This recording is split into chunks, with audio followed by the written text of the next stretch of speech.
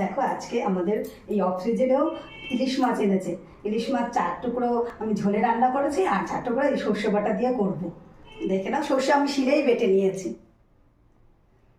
কাঁচা মাছ এনেছি, কোলেস্টোরের মাছ আনিনি। দেখো আমি সর্ষেটা বেটে নিয়েছি।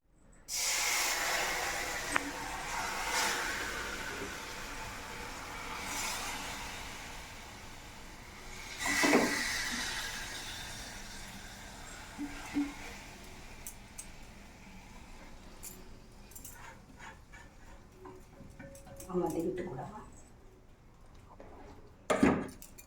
ইলিশ মাছ ভাপা করছি, তোমরা আমাদের সঙ্গে থাকো।